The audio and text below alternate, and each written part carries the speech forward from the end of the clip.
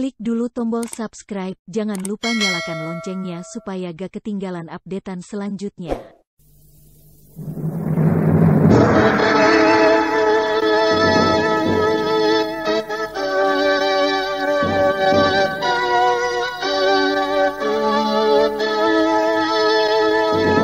PT Supra Perpindo Pharma bersama Sanggar Cerita mempersembahkan serial Sandiwara Radio Mantra Naga Bumi.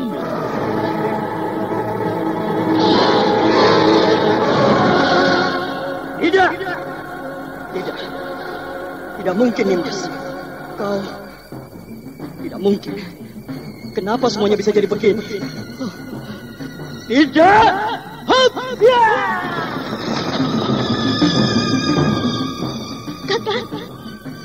Kakang Rangga Geni. Kakang, kenapa kau tinggalkan aku, Kakang? Kenapa?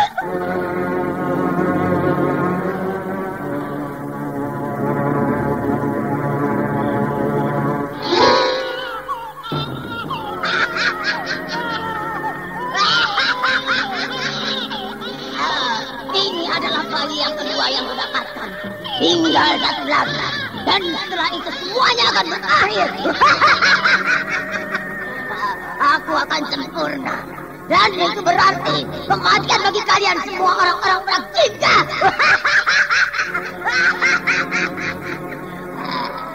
Darah-darah kalian akan kupersembahkan untuk Dewa Kegelapan. Kalian akan kuhancurkan. Kuhancurkan.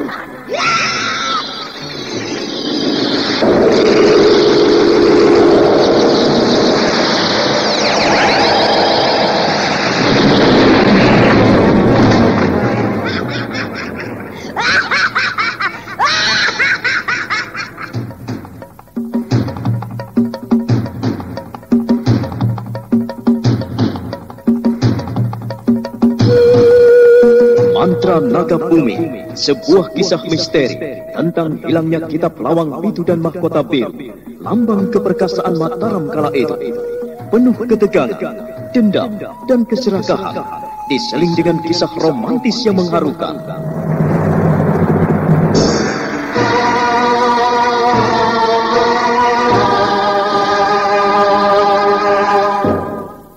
Mantra Naga Bumi, ide cerita Totot Prambanan. Naskah disusun dan ditulis oleh Chandra Argadinata. Teknik dan montase Novin Mubu. Ilustrasi musik Frans Harius. Dengan sutradara Dian Pertiwi.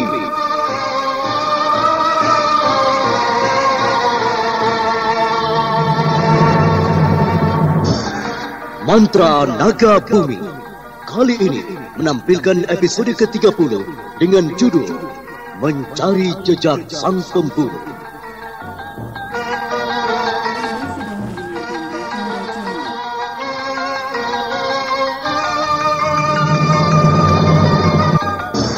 Dalam seri yang kelima ini didukung oleh para pelakon Lanti sebagai Cadar Perak, Hana Pertiwi sebagai Diah Ayu Pengukir, Ferry Fadli sebagai Rangga Geni, Jumbali sebagai Cutak Anabrang, Suryadin Tanjung sebagai Ki Tegar Wajah, Sulistiawati sebagai Wilantika, M. Abud sebagai Rama Wisesa, dan Nusri Nurdin pengantar cerita.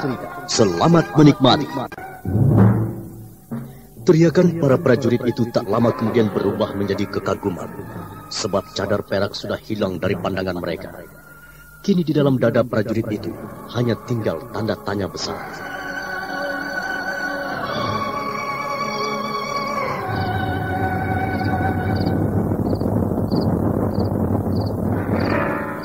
Sementara itu cadar perak telah melesat jauh meninggalkan keraton. Dia menuju ke arah yang semula dituju oleh Rama Wisesa dan Cutak Anabrang. Dia mengeluarkan semua ilmu lari cepat yang ia miliki.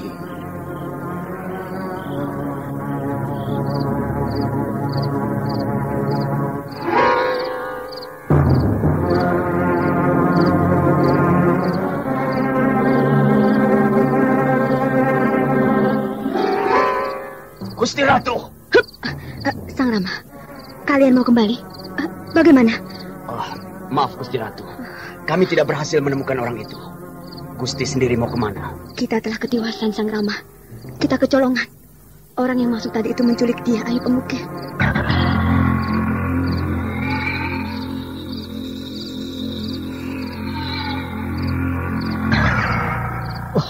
Gusti Putri diculik? Iya. Saat aku masuk ke kamarnya, dia Ayu tak ada di sana. Yang ada hanya bantal dan selimutnya, serta baju pengantinnya. Kalau begitu kita harus menemukan dirinya. Jangan sampai terlambat. Saya yakin yang melakukan ini pastilah musuh-musuh Nak Mas Putri. Iya. Cuta, kita memang harus menemukannya. Sang Rama, kau kembalilah ke keraton. Kau pimpin semuanya. Dan kerahkan para perwira dan telik sandi untuk mencari jejak penculik itu. Cari dan buru kemana saja kau dengar keberadaannya.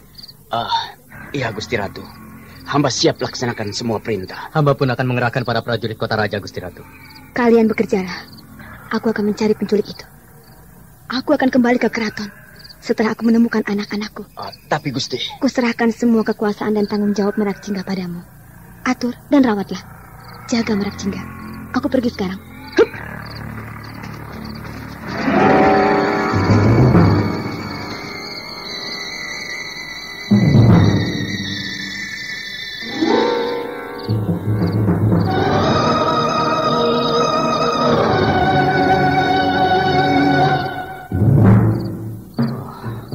Tidak mengerti, Sang Rama. Sama, aku juga bingung. Semuanya sekarang menjadi semakin berantakan. Semuanya menjadi semrawut. Tapi kita harus melaksanakan semua perintah Gusti Ratu. Kini tambah satu lagi kerja kita yang amat berat. Menemukan orang yang menculik Gusti Putri Ayu Pengukir. Iya, kasihan beliau. Dalam keadaan sakit diculik. Sekarang kita kembali saja, Sang Rama. Kita atur semua dengan baik. Kita rembukan lagi dengan para penggawa dan perwira. Kanira juga Kontar. Iya, ayolah kita pergi. Kita memang harus mempersiapkan semuanya. Orang-orang yang memusuhi Merak Jingga kini mulai mendekati keraton. Apalagi nanti kalau mereka semua mendengar tentang perginya Gusti Ranggageni. Mungkin mereka akan semakin berani lagi menyaturni kita. Kita harus menjadi ksatria dan perwira keraton yang siap bertarung demi kebebasan keraton Merak Jingga. Ya, itu yang memang harus kita lakukan. Sekarang kita tidak bisa tenang-tenang saja menghadapi mereka itu, Sang Rama. Iya, ayo. Hop, hop.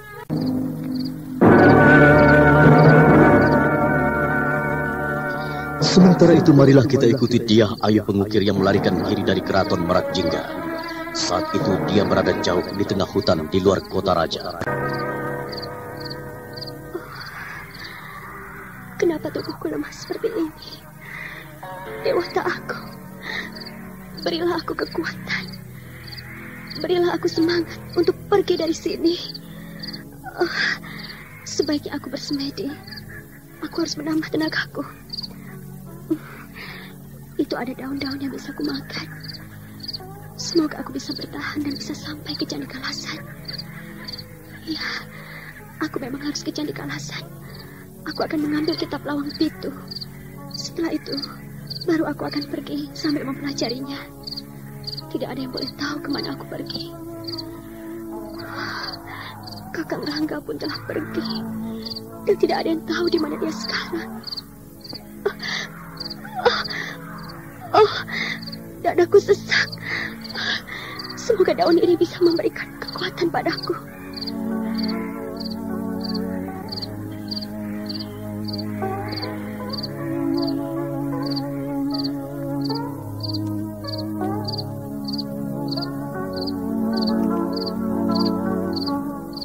Dia Ayu Pengukir bangkit perlahan-lahan.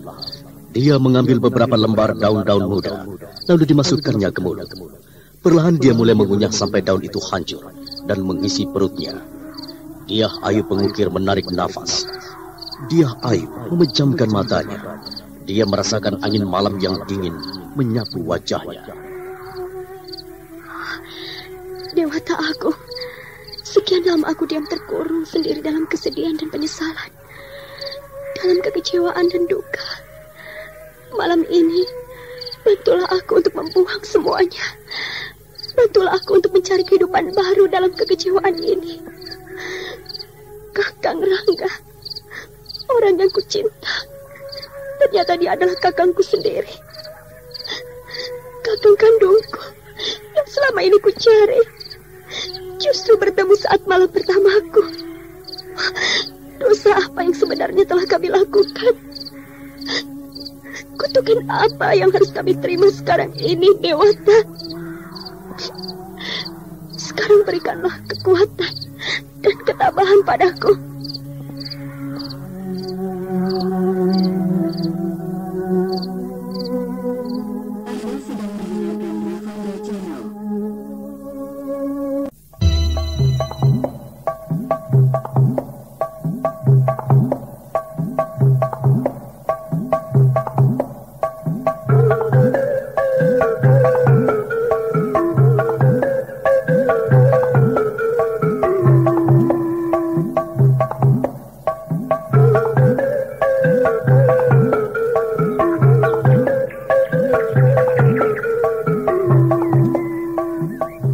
Kita tinggalkan Diah Ayu Pengukir.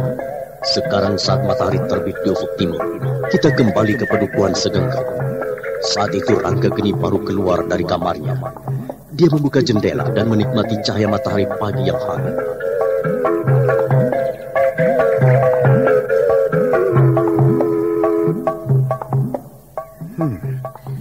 Alangkah cerahnya pagi ini. Dan baru sekarang aku merasakan hangatnya matahari pagi. Badanku mulai segar. Aku bisa berjalan-jalan hari ini. Aku bisa menikmati desa Padukuhan ini. Syukur-syukur kalau Wilantika mau ikut. Sebaiknya aku keluar.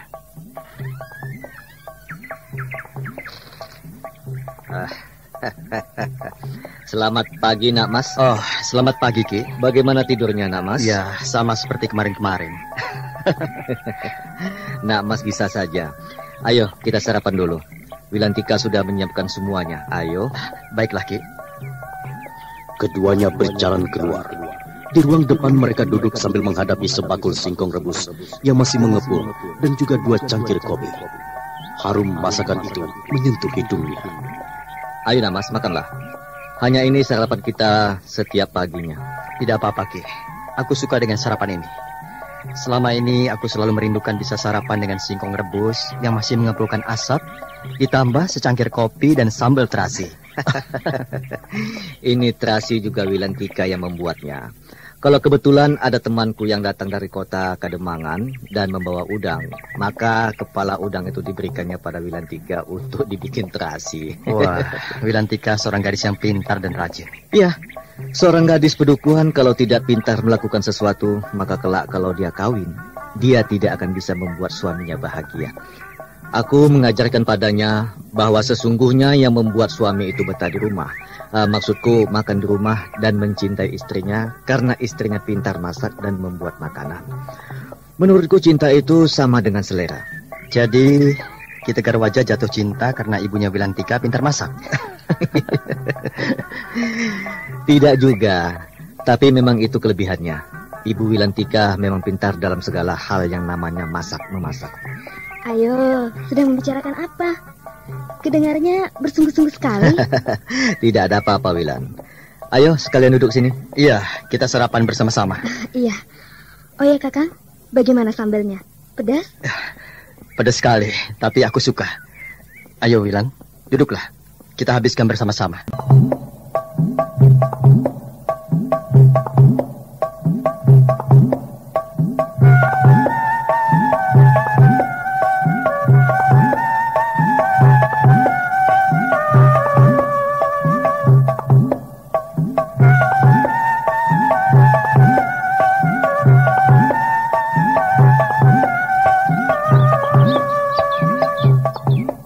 Oh ya, Nak Mas Rangga.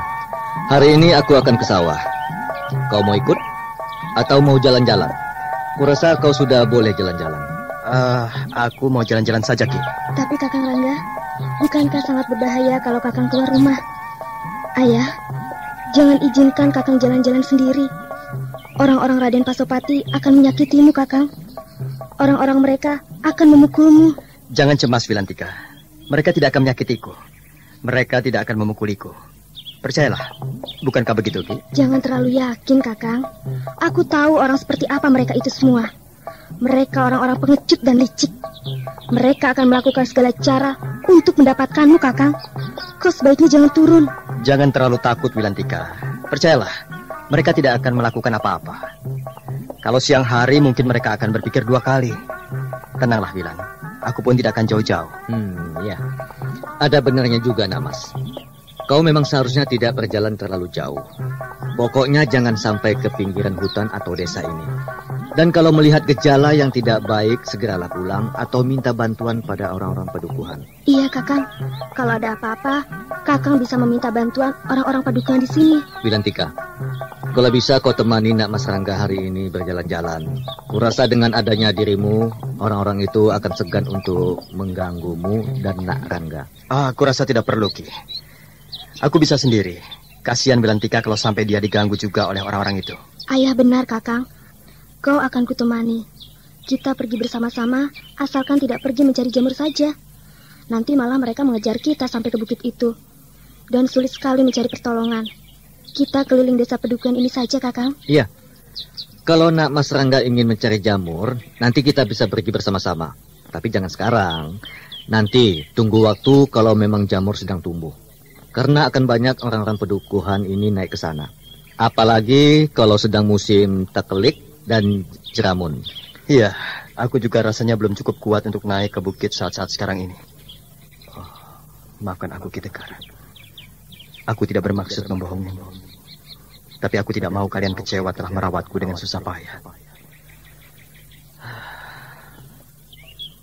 Biarlah aku sembuh sesuai dengan apa yang kalian inginkan. Dengan cara pengobatan kalian.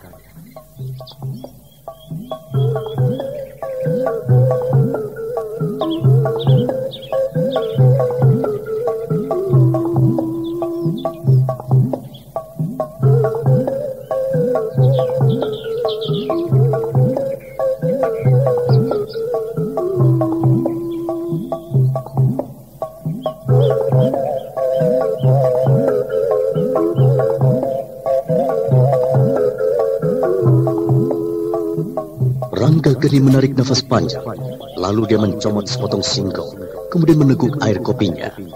Wilantika juga makan bersama ayahnya. Sejenak suasana menjadi sepi. Mereka seperti begitu menikmati hidangan di depan mereka.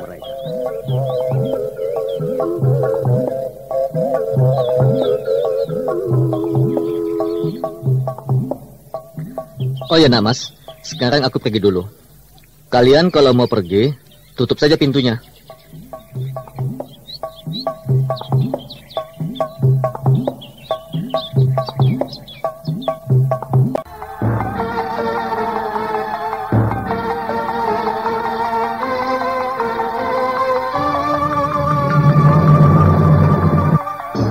Nah, saudara pendengar, bagaimana kisah selanjutnya? Apakah yang akan terjadi pada Rangga Geni?